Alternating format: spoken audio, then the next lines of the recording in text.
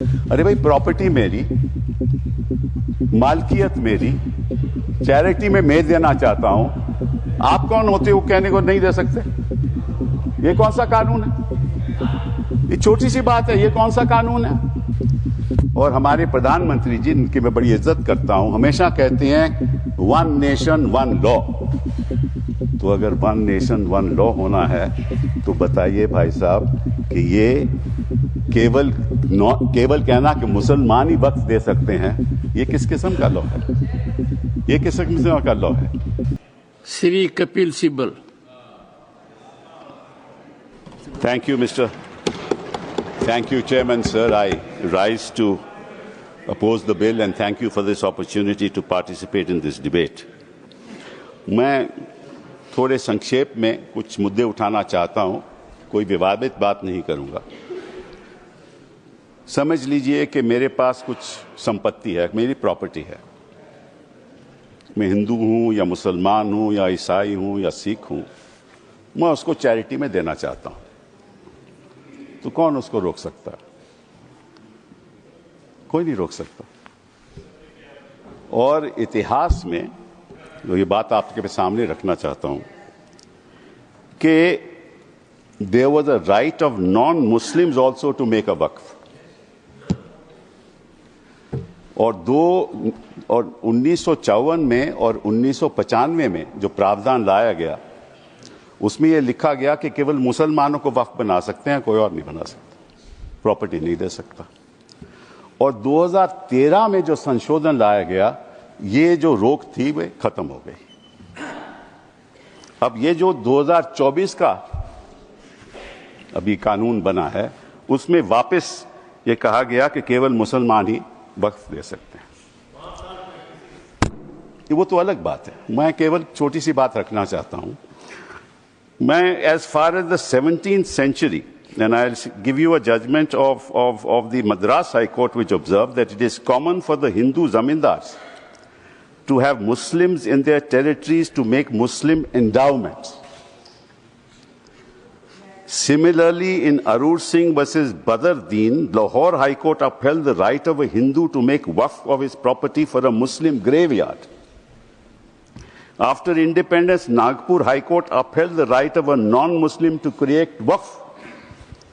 और हमारे प्रधानमंत्री जी, इनकी मैं बड़ी इज्जत करता हूं, हमेशा कहते हैं वन नेशन वन लॉ।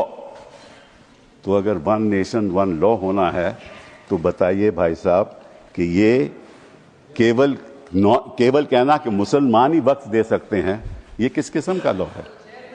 ये किस किस्म का लॉ है? और ये भी कहना कि मुसलमान को पहले 5 साल मुसलमान बने, फिर तय करना होगा कि तुम वक्फ दे सकते हो कि नहीं। अरे भाई, प्रॉपर्टी मेरी, मालकियत मेरी, चैरिटी में मैं देना चाहता हूं। आप कौन होते हो कहने को नहीं दे सकते? ये कौन सा कानून है? ये छोटी सी बात है, ये कौन सा कानून है? मैं हिंदू हूं, हिंदू होकर भी मैं दे सकता हूं। ये तो मेरी मर्जी है ना, प्रॉपर्टी तो मेरी है, आपका तो कोई हक नहीं। तो पहली बात तो ये कि ये आपने प्रावधान रखा क्यों? अगर आप वन नेशन वन लॉ की बात करते हो कि सारे धर्मों पे लागू करो, कोई भी दे सकता है। पहली बात ये। दूसरी बात, एक नड्डा साहब ने बड़ी अच्छी कही कि देखिए ये कितनी एकर्स प्रॉपर्टी औकाफ की है, वक्फ की है। मैं उनको बताना चाहता हूं कि there are 32 Waqf boards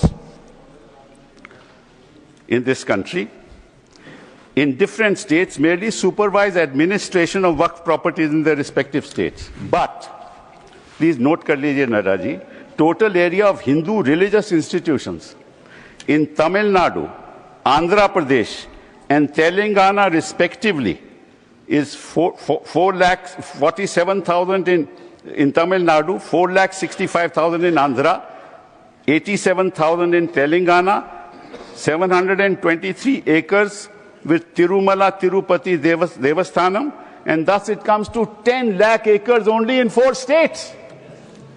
And आप कहते हैं कि देखिए औकाफ में 8 लाख एकड़ है। अरे भैया, आपके हिंदू टेम्पल्स में भी इतनी संपत्ति है, वहां आप क्या कर रहे हो? वहां आप क्या कर रहे हो? बाकी स्टेट्स में देखो ना, अच्छा, और ये नहीं कि हर धर्म में सुधार नहीं होना चाहिए, उतार होना चाहिए, मैं आपके साथ सहमत हूं। हिंदू धर्म में भी सुधार लाना चाहिए, लाना चाहिए ना, हिंदू धर्म भी सुधार लाना चाहिए। अंडर हिंदू धर्म, एक मिनट, हिंदू धर्म, मैंने आज तक किसी को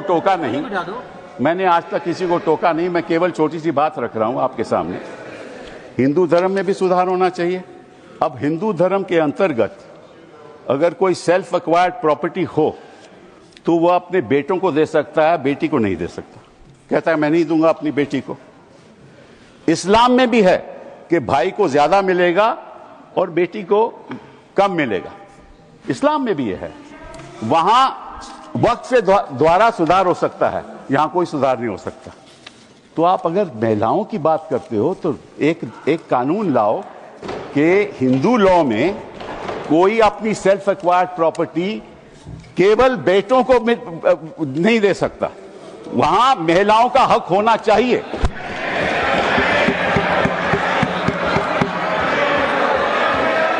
और आप हमें ये आश्वासन दो,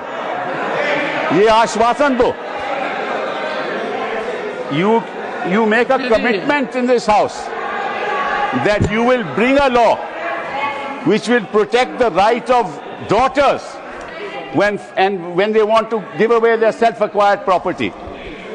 दूसरी बात ये मैं आपके सामने रखना चाहता था। तीसरी बात मैं आपने सामने रखना चाहता हूं। आपने कहा, और ये बात आपको वैसे जाननी चाहिए, शायद मालूम नहीं आपको बताया या नहीं, लेकिन ये जो बोर्ड है ये स्टैट्यूटरी बोर्ड है, पहले भी था, इसमें कोई नॉमिनेट नहीं होता था। मैं आपको बताता हूं क्या वो स्टैट्यूटरी बोर्ड था। Most nominees were of the government, पहले भी। MPs are there, judges of Supreme Court, High Court, civil servants were there, and the chief executive officer of the board is a civil servant. Government can give directives to the board and even supersede it. Tribunal members are nominated by the government. ये तो पहले स्थिति थी। तो अगर सरकारी यहां नियुक्ति थी तो गलत कौन काम कर रहा था? आपने उसको क्यों सुपरसीड किया? सब नॉमिनी क्यों अपने रखवा लिए? अरे भैया, पहले भी तो स्टैट्यूटरी बोर्ड था, तो आपने प्रावधान क्यों लाया? ये अगर कोई गलती हो रही थी तो मुतवल्ली से हो रही थी। होता क्या था कि मुतवल्ली इसी वक्फ में अब डील कर लेता था और उसकी वजह से ये मिसमैनेजमेंट होती थी। आपको उसको ठीक करना चाहिए था। हम भी आपके साथ हैं। पहली बार मुझे याद है, आई थिंक इट वाज 1954, कि तमिलनाडु के ब्राह्मण ने एक कहा कि हमारे यहाँ मंदिरों में बड़ी गड़बड़ हो रही है, और उसकी वजह से 1954 एक्ट बना। तो गड़बड़ तो सब जगह होगी, आपकी सरकार में भी बड़ी गड़बड़ हो रही है, वो भी हो रही है, वो ठीक है, वो तो गड़बड़ तो होती है, तो अब आपने क्या किया? अब बड़ी इंटरेस्टिंग बात है, आपने क्या किया? आपने कहा कि भैया अगर कोई, सर देखिए, आपने सबको 15-15, 20-20 मिनट दिए, मुझे 10 मिनट दे दीजिए, ज्यादा नहीं मांगता मैं, थोड़ा सा। सर कपिल जी, हम मुद्दे की बात कर रहे हैं, हम कोई पॉलिटिक्स की बात नहीं कर रहे। नड्डा जी ने कहा कि यहाँ कोई पॉलिटिक्स की बात नहीं हो रही, क्योंकि देश के भविष्य का सवाल है। Sir therefore the other thing I want to say कि पहले क्या होता था कि ये जो वक्फ प्रॉपर्टी पे इंक्रोचमेंट होती थी, अनऑथराइज्ड इंक्रोचमेंट होती थी, लोगों की अनऑथराइज्ड इंक्रोचमेंट, और सरकार भी इस पे कब्जा कर लेती थी। इसलिए जो लिमिटेशन प्रोविजन लाया गया, उसमें यह रखा गया कि जो 12 साल का लिमिटेशन ऑर्डिनरी लॉ में है वो नहीं है। किसी ने गलत तरीके से वक्फ प्रॉपर्टी का कब्जा कर लिया, तो अगर लिमिटेशन की बात आएगी तो 12 साल के बाद वो उसको चैलेंज नहीं कर सकता। आपने वो वापस लिमिटेशन ले आए, मतलब कि उनका अनऑथराइज कब्जा कायम रहेगा। तो ये तो आप इंक्रोचमेंट्स का साथ दे रहे हो, इंक्रोचर्स का साथ दे रहे हो। मतलब कि जो वक्फ प्रॉपर्टी में गलत कब्जा हुआ है वो कब्जा वैसे ही रहेगा, क्योंकि 12 साल बीत जाएंगे। ये किस किस्म का प्रावधान आप लाए हो? आप प्रोटेक्ट कर रहे हो वक्फ प्रॉपर्टी को कि इंक्रोचमेंट्स को प्रोटेक्ट कर रहे हो? फिर साथ साथ में आपने ये कह दिया कि district magistrate has the full power to decide as to whether it is waqf property or not. This is what you have said. Now what inquiry will the district magistrate have in that case? He will decide on his own, and his decision is final. You were talking about Article 21 of the Constitution and said कि ये जो वक्फ जो council है इनका decision कैसे final हो सकता है, वक्फ बोर्ड का डिसीजन कैसे फाइनल हो सकता है, ये तो चैलेंज ही नहीं हो सकता in a civil court. Which decision of the district magistrate will you challenge in a civil court?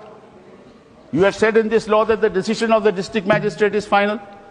And when he decides that this property is not waqf property, that cannot be challenged till he gives a final decision. So you can't deal with that property. You give finality to it. और वो जो आपने रखी है बात कि ये जो इंडाउमेंट्स हैं, ये जो वक्फ है, इसकी जो ट्राइब्यूनल की डिसीजन है ये फाइनल रहता है, ये आपने कहा ना. नो, अगर वो वक्फ ट्राइब्यूनल का डिसीजन फाइनल रहता है तो सिविल कोर्ट को तो कोई हक नहीं उसको चैलेंज करने के लिए. यही बात हिंदू इंडाउमेंट्स एक्ट में है. हिंदू इंडाउमेंट्स एक्ट में जो उनका मैनेजमेंट है उसका डिसीजन फाइनल है. थैंक यू कपिल तो जी. अगर हिंदू इंडाउमेंट्स का डिसीजन फाइनल है वो तो आपको कोई आपत्ति नहीं, यहां ट्राइब्यूनल का डिसीजन फाइनल है तो आपको आपत्ति है.